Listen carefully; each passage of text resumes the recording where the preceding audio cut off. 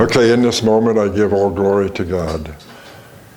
The last 2 weeks I've talked about religious science, New Thought, sharing their 4 messages to reiterate the basis of their New Thought philosophy, which are based on the introductory chapters in their book, Science of Mind. So it's the thing itself, which we talked about, the way it works, and today we're going to talk about what it does and then how to use it next week. Yes, I know I called God thing. Sometimes people hear me say that and what? Why? Because that's one word that we have for God or source or spirit. Because I've talked about, since I've been here, God is not a person. It is energy. It flows through each and every one of us and everything in life. And so it's a thing. It's the mind. And we get to always talk about a new thought, a new you, to create a better life. So today we're going to refresh, first of all, about the last 2 chapters. The thing itself, what is it? It's immutable law, meaning it is subject to use by anyone and everyone. It is no respecter of persons or personality. It cannot be limited or exploited. It is supermind. It is all-powerful, all-knowing, creative. Remember, as I'm saying these, it's inside of you as well. It is a greater sense of God power, superpower, potential power, universal creative power, available and waiting for us in silent repose to become through us. As droplets of ocean have ocean qualities, we as part of God have God qualities. We are a direct idea in the mind of the infinite. Therefore, it has direct knowledge of us because it is us. It knows us. It flows from itself, through itself, to itself, by means of you and me. So there's always God flowing through us, through everyone. And in the way it works, as I said at the end, it works by working through us. It works according to our belief. If we have a strong belief about it, we have a strong receiving. If we have a small belief, we have a small receiving. It works consciously or unconsciously. And that's why we need to pay attention to what we think and how we create in our lives. It is love and law. On the personal side, love is the movement of spirit as feeling, emotion, ideas, desires, potential possibilities. So God feeling through us is all these things. That is our emotions and our ideas. Impersonal, it's the response to our thoughts and our beliefs, because its true nature is to do so. And now today, what it does. We want to apply the 3rd basic lesson to a concept of total living. There's a story in the Bible that tells it like it is. It is in the Gospel of Mark, and it takes place after the Palm Sunday story. Jesus is trying to get into the hearts and minds of his disciples, so he's looking for ways to teach them that they will remember his lessons. They are walking on a hillside, and Jesus says, "I'm hungry." He sees a fig tree in the distance, and he goes to it to see if there's any fruit on it. When he gets to it, he realizes there's only leaves on the tree because this isn't the season for figs. He explains, as if he's angry at the tree, "Let no one eat fruit from you ever again." He's looking out of the corner of his eyes to see his 12 students are observing and listening. Now, different translations have different time frames as to when they came back into the area of this fig tree, from 1 to a few days later. The disciples notice now that the fig tree is all dried up. Peter suddenly remembers that Jesus had cursed the tree and tells Jesus to look at what has happened because of what he did. Jesus responds by telling them all to have faith in God.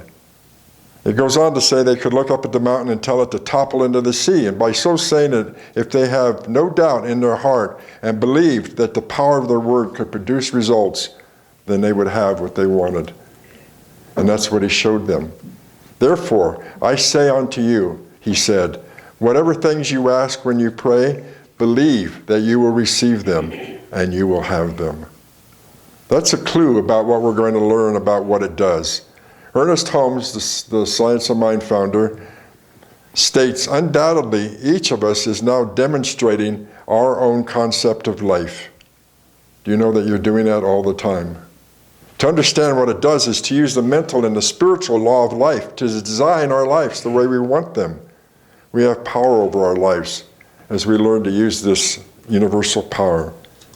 Because we've been given the power to choose, to decide, and to believe, 3 aspects that help us create our life. And the responsibility of the experiences or effects comes right back to the chooser, the decider, to the believer. As I mentioned before, you throw a stone in water in a pond and the waves comes back to the shore, right? Everything comes back to us. No longer can we blame God or the devil or fate or luck or other people or other outside forces for our own misappropriations. We are the responsible ones. The wonder of this all, beloveds, is this power that we have used, or dare say misused at times, to bring unhappy, painful experiences is the very same power we will and can use to heal those experiences. So it doesn't matter if you've created something negative in your life. You can change it around just by being connected to your thoughts. You don't have to think that you were a sinner and you have to go to, pardon me for this, but go to confession or do anything else to forgive yourself for what you think you did wrong. No, it's just our thoughts. How simple can that be to say, okay, this is not what I want in my life. What do I need to change?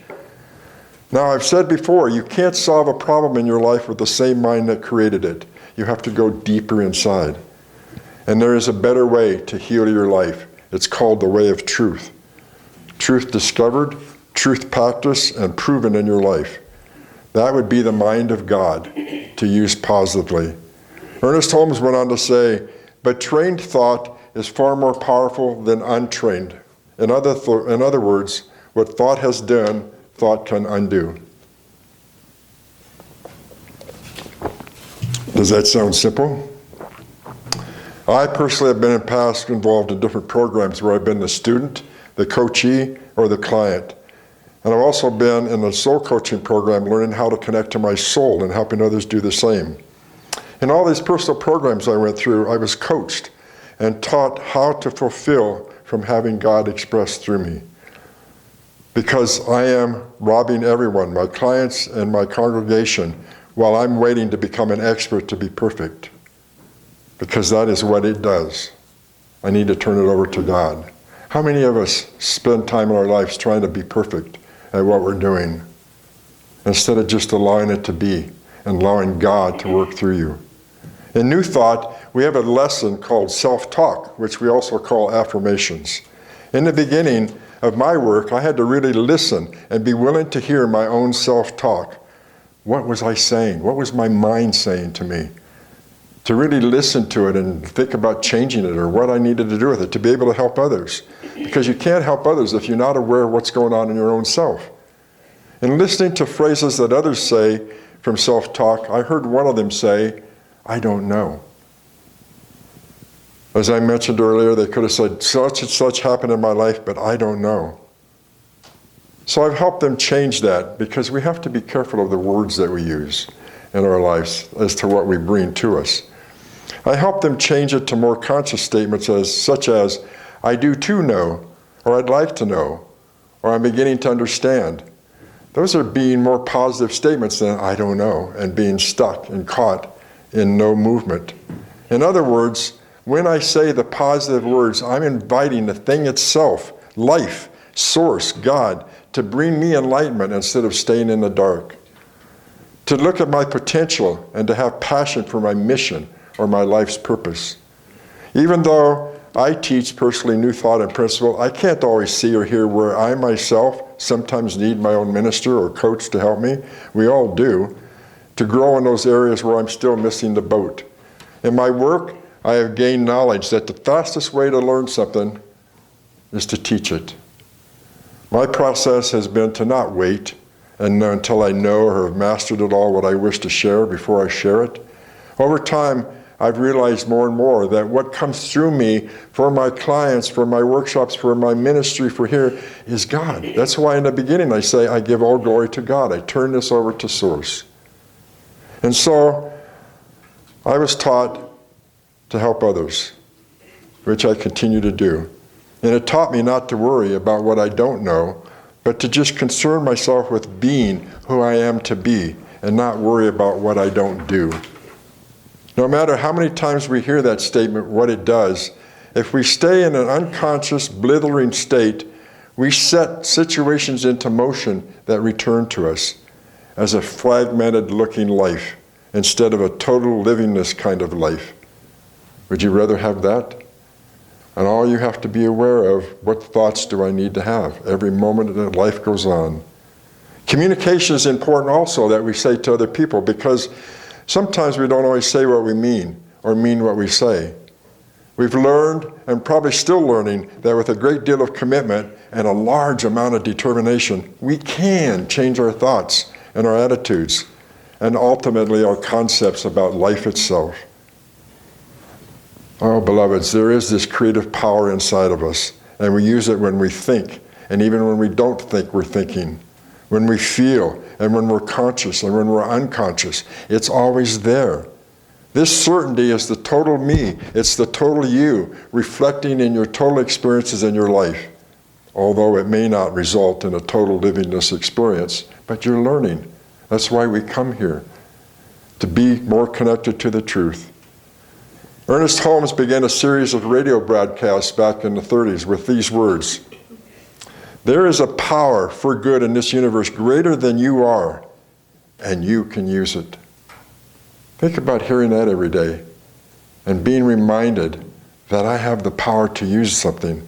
It says, I use this power within me for my good, not to hurt other people, not to hold myself back, but to help others as well as myself. So why don't you just take that, beloveds, and state it for yourself every day. There is a power for good in the universe greater than you are, and you can use it. So how do I know what my good is? Kind of like what the prayer treatment was that I said earlier. Your good is the Father's good pleasure to give you the kingdom. What does that mean? God's kingdom is everywhere and everything. God is giving you all of that. Not little bits, not little pieces, only when you feel like you can have it, but the whole kingdom of God. Wow, that's ours. I truly believe that our God is whatever brings joy, peace, health, happiness, love, and success to our individual life without personally or knowingly hurting another person. When we claim our good by the power of our thoughts or our words, we are opening a path from source inside of us directly to our own being. God is in us. We live and breathe and have our being in God and God within us. As the source funnels its good to us, it will also move other people's lives at the same time according to their own design, brought about by their thoughts and words. So the more that you open yourself up to the thoughts that you have and open up to a life that you have, people see that. And maybe it's an opportunity for them to change their own thoughts as well, without you even knowing what's going on. Each of us is responsible for our own thoughts, our own emotions. I'm sure that you have heard people in your life with their self-defeating self-talk. It happens here, even in this sanctuary at times, which is why I point out to you a better way to say what it is you want to say. Get away from negative statements. Get away from fear statements. And pick the brightest, most joyful, wondrous, loving statement you could pick for yourself. You know, you can tell people that they can have what they want. I can tell you all you can have what you want, but that doesn't necessarily mean you're going to take it in. It's up to you. I can't make you do it. Some people are so caught up in negative thinking and negative self-talk, they don't get the message, or it comes in slow. Life is so subtle, beloveds. We're not always aware of how we are speaking, and we have to pay attention. And I've caught a lot of numbers, and I've said things like, please stop saying I'm sorry. There's no reason to say that phrase, or I don't know, or not good enough, or any of the things that we were taught when we were children growing up that no longer apply to us. That's old patterns that we learned in our childhood, and it's time to let them go. Sometimes we end up being such a perfectionist in our work, which we do, and we totally disconnect ourselves from what it does through us. We're so concerned about being right, writing it out right, saying it right, doing it right, etc., that we're not allowing God in us. So here's something to consider regarding that. Perfection is being right. Excellence is willing to be wrong. Perfection is fear. Excellence is taking risks. Perfection is control. Excellence is spontaneity. Perfection is judgment. Excellence is acceptance. Perfection is doubt. Excellence is confidence. Perfection is pressure. Excellence is natural. Perfection is focusing on the destination, and excellence is just enjoying the journey. And when one is a perfectionist, they are transferring their annoyance with their seemingly imperfection onto others. Which would you rather have, perfection or excellence? So what you subconsciously believe in yourself about being perfect rather than excellent is creating less good than you want in your life and your relationships. Again, Ernest Holmes says from before, and the one who gives conscious power to his thought should be more careful about what he thinks than the one who does not. Do you understand that?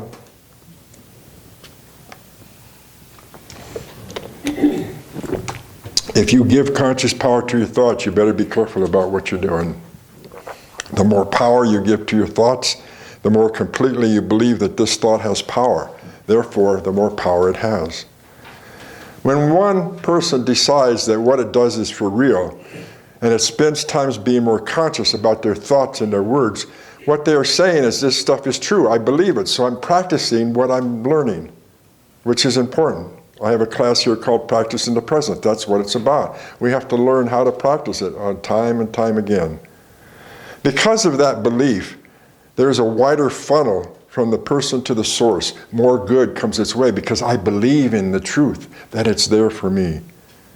So, when they get lax about their cliches, it creates a loud experience reflecting back to them what they are thinking. If we ignore it, and we continue bumbling along at breakneck speed, we build a web of less than good situations until we feel hemmed in and stuck out of touch with our greater good. There is no special providence, no God who says, I'm going to tell you what I didn't tell the others. Would God do that? No. Have you looked around and wondered why some people's lives look so great? They seem to have all the health, looks, money, success, wonderful marriage, or whatever. And some people envy them. What about so-and-so down the street just bought a new car? He must have stole the money for it. Da-da-da-da-da. All these negative thoughts that people have. We think they appear to be favored from God or something. I'm convinced about two things regarding those people. One, what appears to be may be on the surface. We don't know what they're really experiencing in their mind and their heart, do we? So it's just a surface thing we can look at. Secondly, if they are really living the life we think they are, then on some level over time, that means they've developed a consciousness that has brought them the good in their life that they're enjoying, and they should be praised for that, which fits in with the theme. Anybody remember our theme for the year? I am the one. I am receiving the one. I am the one that's receiving all of it this year. You and I can begin today to allow what it does to work for us in individual lives, and that's what I want for you, beloveds. You don't need to wait till tomorrow or after the holidays until your children grow up or you buy a new house or whatever. Right now is when you can do it. Total livingness is available to all of us and all of us right now. Now, some people may appear to have further to go, or to them it feels like there's so much more to overcome. I have more than you did in your life and it's hard, or more to learn. But please remember this important science of mind question. How long does it take for 2 and 2 to equal 4? No time at all. It always did and it always will, with everything that we have. So speak your word of truth this morning, beloveds. Speak your word for truth this morning. Know that your word is acted upon always by the power of good in the universe that is working in and through you now. I want to end with a little writing here from Paul Brunton in The Secret Path. And he says, there are certain essential truths about life, certain fundamental and unalterable principles which govern living, which have been known to the wise of all ages from the furthest antiquity until present day. Healing can be found for all. No man is so broken, so oppressed by burdens of ill health, poverty, and unhappiness that they can't experience some way out or around this problem, or in the last resort, some way to bear it. This is so, and it must be so, because all men exist within the universal mind which has brought this world into being, a mind which is perennially benevolent, unfathomably wise, and eternally peaceful. Wow, what great words. There are ugly things in our life around us. They may appear to contradict the previous statement I said, but the person and the man in this life who's willing to make the effort and unfold his spiritual insight will discover that the statement is true. All appearances to the contrary. So, do you want to continue understanding this important topic? Then reserve your seat at no cost and come next Sunday and we will talk about how to use it. Namaste.